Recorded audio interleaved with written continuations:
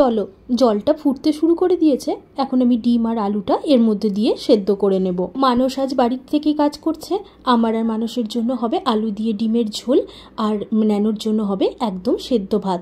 গতকাল থেকে ন্যানোর জ্বরটা কিন্তু আর আসেনি। শরীরটা কিন্তু বেশ দুর্বল, মানে খিদেও পাচ্ছে, আবার একবারে বেশি কিছু খেতেও পারছে না। এই বর্ষাতে ওই রিসর্টে ঘুরতে যাওয়াটা যে আমাদের একটা এত বড় ভুল হয়ে যাবে বুঝতেই পারিনি। অনেক জায়গাতেই ঘুরতে যাই, কিন্তু কেন জানি না এবার ওই রিসর্টের খাবার দাবার ওর একদম শ্যুট করলো না। যাই হোক, আজ অনেকটাই ভালো আছে, কিন্তু ডক্টর বলেছে এখন বেশ কিছুদিন সেদ্ধ ভাত খেয়ে থাকতে। কড়াইয়ে ডিম আর আলুর সাথে আমি একটু কাঁচা লঙ্কা, রসুন আর একটা গোটা পেঁয়াজও সেদ্ধ করতে দিলাম। চলো ওটা সেদ্ধ হোক, ততক্ষণ আমি ন্যানোর ব্রেকফাস্টটা রেডি করে নিই। মানুষও আজ ব্রেকফাস্টে ওই ওটস, কলা আর দই দিয়ে মাখিয়ে খেয়েছে। আমি ভাবলাম ন্যানোকেও এটা দেওয়া যাক, কারণ দইয়ে না পেটটা বেশ ঠান্ডা হয়, আর তাছাড়া ডক্টর না ওকে একটু কলা খেতেও বলেছে। মা, শাশুড়ি মা তো আবার বলছে ন্যানোর নাকি নজর লেগেছে। যদিও আমি এইসবে খুব একটা বিশ্বাসী নয়, কিন্তু কিছু কিছু সময় মন তো দুর্বল হয়েই যায়, তখন আবার সেটাকেই মেনে নিতে বাধ্য হই। ওটস দিয়ে দইটাকে ভিজিয়ে রেখে আমি কিছুক্ষণ ঢাকা চাপা দিয়ে রেখে দেবো। তাহলে কি হবে, ওই ওটসটা না একটু ফুলে উঠবে।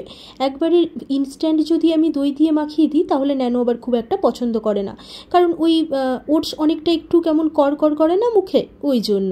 জানো তো, চিড়ের থেকেও ওটস না আরও হালকা, হজম খুব তাড়াতাড়ি হয়ে যায়। আমি তো ন্যানো যখন অনেক ছোট তখন থেকেই কোনো বড় ট্রাভেলে গেলে আমি এইগুলো সঙ্গে করে নিয়ে যাই।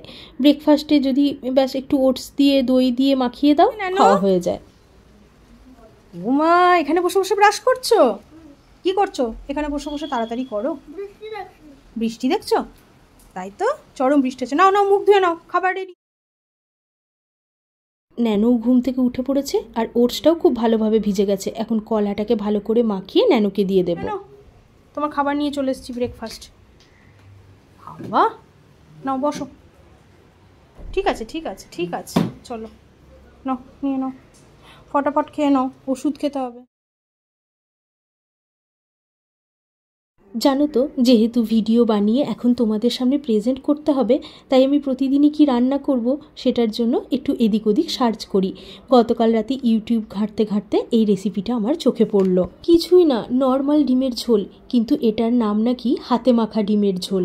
যখন হাতে একদম সময় থাকবে না, তখন চটজলদি এই ডিমের ঝোলটা হয়ে যাবে। এই কাঁচা লঙ্কা, রসুন আর পেঁয়াজটাকে আমি একটুখানি চিকেন মশলা আর একটু হলুদ, নুন দিয়ে ভালো করে চটকে চটকে মেখে নেব। আর যেহেতু বাড়িতে আমার একদমই টমেটো নেই, তাই আমি টেস্টের জন্য সামান্য আজকে একটু টমেটো সস দিলাম। আর ওইদিকে সেদ্ধ আলুগুলোকে একটু ছুরির সাহায্যে না একটু কুচি কুচি করে কেটে নিলাম।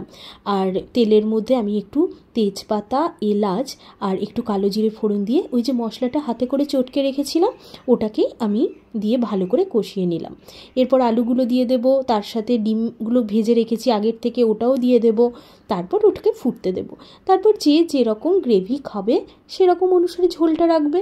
আমি ইউটিউবে যে রেসিপিটা দেখেছিলাম তাতে কিন্তু আলুর সাথে কাঁচা পেঁয়াজ, রসুন, আদা সব মিক্সড করেছিল। আমি আমার রেসিপিতে একটু নতুনত্ব আনতে ওই মশলাগুলো আগে একটু সেদ্ধ করে নিয়েছি। রান্নাটা হয়ে গেলে গরম মশলার গুঁড়ো আর ধনেপাতা ছড়িয়ে দেবে কিন্তু।